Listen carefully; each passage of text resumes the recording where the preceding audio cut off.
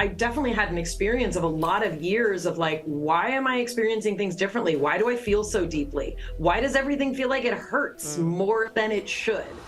There's a woman standing in a brightly colored dress on a red carpet, laughing in a way that reaches her eyes, and the internet cannot stop talking about her.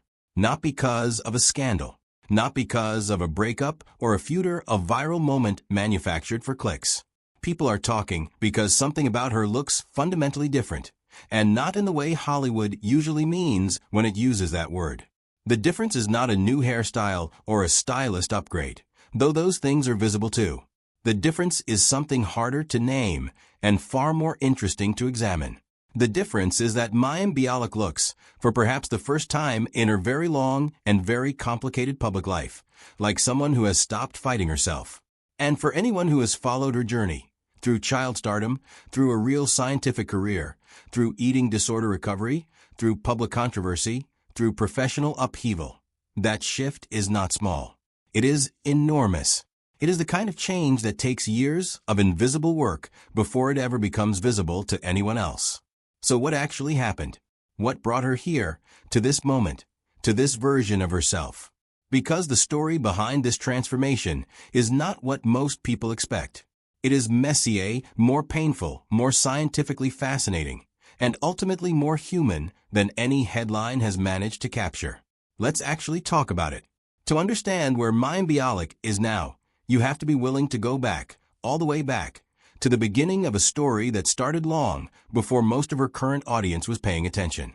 Because the woman causing a stir in 2026 was shaped by experiences that began when she was barely a teenager, navigating one of the most unforgiving environments on Earth with no real roadmap and a mind that was, from the very start, built differently than the industry around her expected.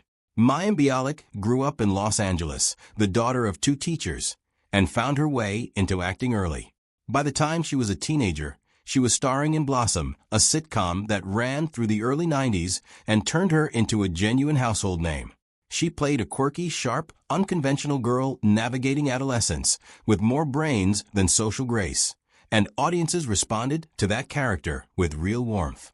It was a good role. It was a successful show. And, by any standard measurement of the entertainment industry, Mayim Bialik was winning.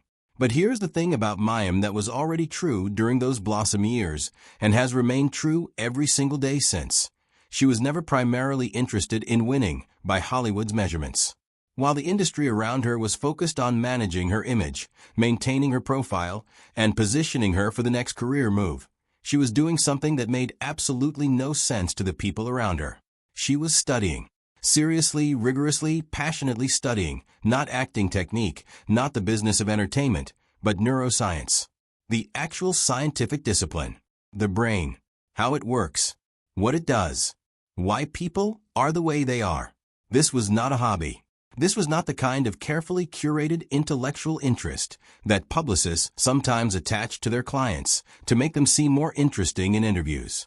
This was a genuine, consuming, years-long commitment to understanding the human mind that led her, at 17 years old, to be accepted to both Harvard and Yale, 2 Ivy League institutions, both of them, at 17. She turned them both down, not because she wasn't serious about education, but because she wanted to stay close to her family in Los Angeles and attend UCLA instead.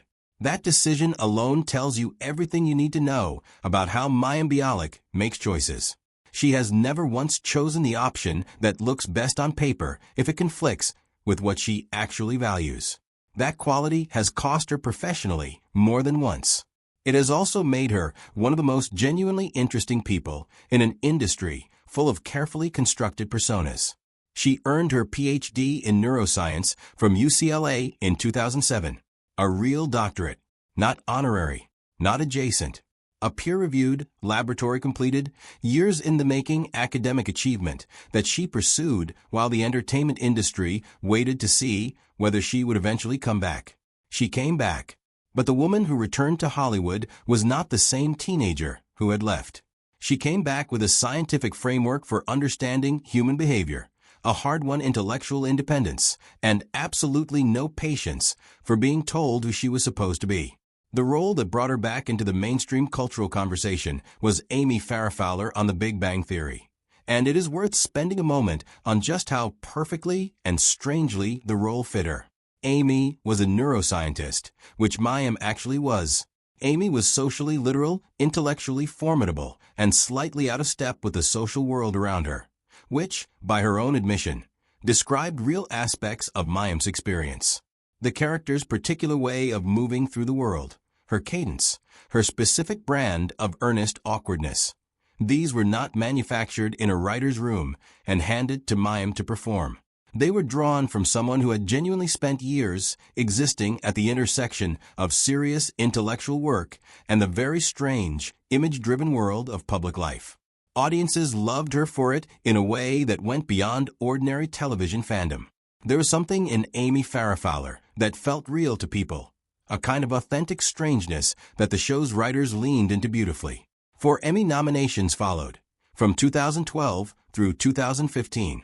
The show ran for 12 seasons and became one of the most watched sitcoms in television history. By any external measure, Mayim Bialik had achieved exactly what she was supposed to achieve. She had the career, the recognition, the platform, and the credibility.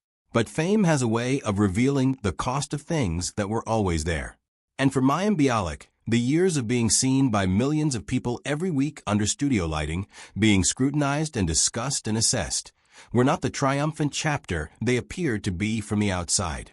Something else was happening beneath the professional success, something that she carried silently, without the audience having any idea, for years and years and years. In March 2021, Mayim Bialik told the public something she had never said out loud before. She disclosed at 45 years old that she had been in recovery from anorexia and disordered eating. She did not bury it in a footnote. She did not frame it carefully as a past struggle safely resolved. She said it clearly to the world while she was still actively working in the same industry that had contributed to the problem in the first place. Let that settle for a moment. This is a woman who spent years on one of the most watched shows on American television, walking onto a set every week to be filmed and broadcast to millions of viewers, while privately fighting an eating disorder the entire time. She spoke about the pressure she faced from the industry to conform to body standards that had nothing to do with her health. She described being told that Hollywood wanted her 15 pounds lighter, not for any reason related to the role, not for any reason related to her well-being, simply because that is what the industry tells women about their bodies. Routinely, systematically, as a matter of standard business practice. And here is what makes this particularly striking. Mayim Bialik had a PhD in neuroscience. She had spent years studying how the brain works, how perception operates, how external messaging shapes self-image. She understood, at an academic level that most people never access, exactly what was happening when she internalized those messages. And she still internalized them. Because no amount of intellectual understanding fully protects a person from the kind of sustained, industry-wide messaging that tells women their bodies are problems to be managed. The science explains the mechanism without eliminating the wound. What she said alongside the disclosure was equally important.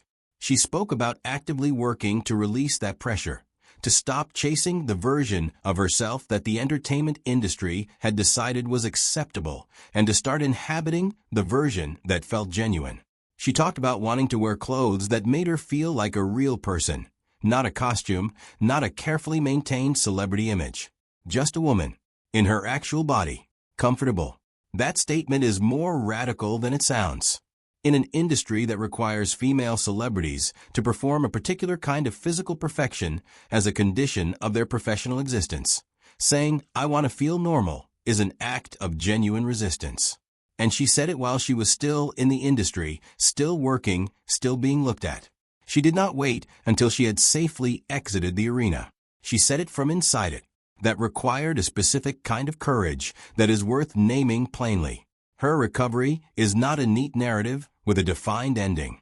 It is ongoing, daily, genuinely difficult work, the kind that does not make for satisfying tabloid storytelling, but represents some of the most important and invisible labor a person can do. And it is, As it turns out, the quiet engine that drives everything else visible about the transformation people are responding to in 2026.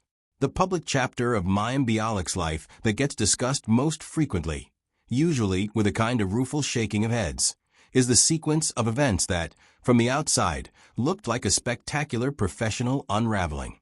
It was not, in fact, an unraveling. It was something more interesting and more complicated. But it was undeniably turbulent. In October 2017, at the height of the Me Too movement, Mayim wrote an opinion piece for the New York Times. She intended it as a personal reflection on what it had been like to navigate Hollywood as a woman who did not conform to the industry's conventional standards of beauty and who had made deliberate choices about how she dressed and conducted herself in professional environments. She wrote from her own experience, with genuine feeling, attempting to articulate the strategies she had developed over years of existing in a powerful industry where she often felt vulnerable. The response was immediate and fierce. Critics argued that the piece, whatever its intentions, implied that the way a woman dressed or behaved was in some way connected to what happened to her in environments where men abused their power. The gap between what she meant and what was heard was wide and painful, and she found herself at the center of exactly the kind of media firestorm that no carefully worded clarification can fully extinguish. She apologized with evident sincerity, explaining that she had never intended to cause harm to the survivors she thought she was expressing solidarity with. The apology was genuine. The damage in many corners remained. What is worth noting about how she handled it is that she did not disappear, did not hire a crisis communications firm to reconstruct her image, and did not emerge 6 months later with a carefully packaged redemption narrative. She sat with it. She talked about it on her podcast, with a kind of honesty that is genuinely uncomfortable to listen to because it does not perform resolution it has not yet arrived at. She talked about the depression that followed the media scandals, about the self-doubt, about what it actually feels like to have your words used in ways you never intended. She processed it in public, messily, in real time, and kept going. Then came Jeopardy! When she was announced as one of the co-hosts of the legendary game show in 2021, following the death of the irreplaceable Alex Trebek, it felt on paper like ideal casting. A neuroscience doctorate, a decade on a beloved science-adjacent television show, an association with intellectual rigor and genuine curiosity.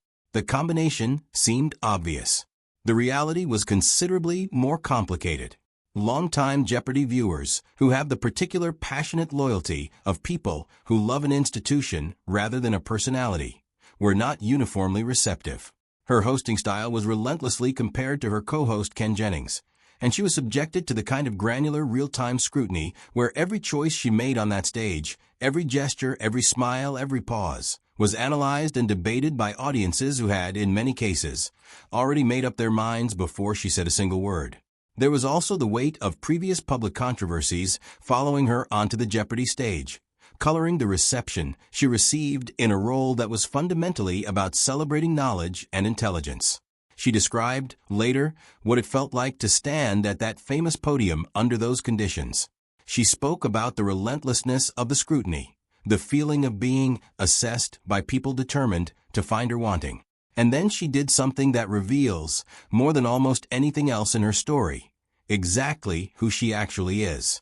In 2023, as the Writers Guild of America went on strike in a historic labor action that paralyzed the television industry, Mayim Bialik chose to stop hosting Jeopardy rather than cross the picket line. She stood in solidarity with the writers. The production executives were not pleased. The professional relationship became irreparable. Her contract was terminated. Ken Jennings, who had continued working through the strike, had accumulated significantly more hosting experience by the time the dust settled, and ultimately earned the permanent role. She walked away from one of the most famous seats in American television. She lost the job. She did it anyway, because there are things she will not compromise, and her belief in the rights of working writers was one of them.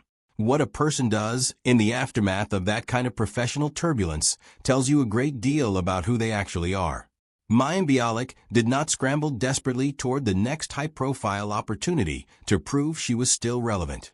She did not rebrand herself with a wellness line or a fitness app or a carefully timed confession designed to generate sympathetic coverage. She did something quieter and ultimately more meaningful. She turned inward, did the work, and then built something from the ground up that was entirely and authentically hers. In early 2021, right around the same time she was publicly speaking about her eating disorder recovery, she launched a podcast called Bialik's Breakdown. It has become, over the years since, one of the more genuinely substantive and useful mental health platforms in the celebrity podcast space, not because it is slickly produced or strategically positioned, but because it is honest in the specific, grounded way that only someone with both scientific training and lived experience can achieve. She brings in researchers, psychologists, and advocates. She uses her neuroscience background to move conversations past the surface-level wellness content that dominates so much of the media landscape. She talks about her own bouts of depression, her self-doubt, the therapeutic approaches that have genuinely helped her, and the ones that have not. And, crucially, this is the detail that matters. She has done all of this without waiting until she was safely on the other side of her struggles, speaking from a position of completed healing. She has done it in the middle of the work, still visibly figuring things out, trusting her audience to be okay with the uncertainty. They have been more than okay with it. They have been genuinely grateful. In 2022, she did something that surprised even people who thought they understood what she was capable of. She wrote and directed her first feature film, a deeply personal family drama called As They Made Us, which drew on her own experiences with complicated family relationships, grief, and the long and non-linear process of forgiveness. Critics responded with real sincerity, recognizing that this was not a celebrity exercise in vanity filmmaking, but a piece of work with genuine emotional intelligence behind it. The film starred Constance Wu and Peter Gallagher, actors who had no professional need to attach themselves to a project that didn't deserve their time. Their presence means something. Their willingness to show up for her vision was its own form of validation. Quietly running underneath all of this has been something that rarely gets taken seriously enough in profiles of her. Her commitment to veganism, which she has maintained since 2013, not as a trend, not as a positioning exercise, as a values-driven choice rooted in her genuine beliefs about animal welfare and environmental responsibility. She has been consistent about it in a way that very few public figures manage, without eventually being revealed as inconsistent. The consistency is the point. What she says she believes, she appears to actually live. The physical transformation that has people talking in 2026, the bright colors, the figure-flattering clothes, the playful experimentation with her hair and her look, is not a story about weight loss or a new fitness regimen or a celebrity glow-up in the conventional sense. It is something far more interesting than any of those things. For years, Mayim was photographed almost exclusively in dark, understated clothing that communicated seriousness without asking to be looked at. Safe colors, modest silhouettes, clothes that kept the attention on her intellect and away from her body.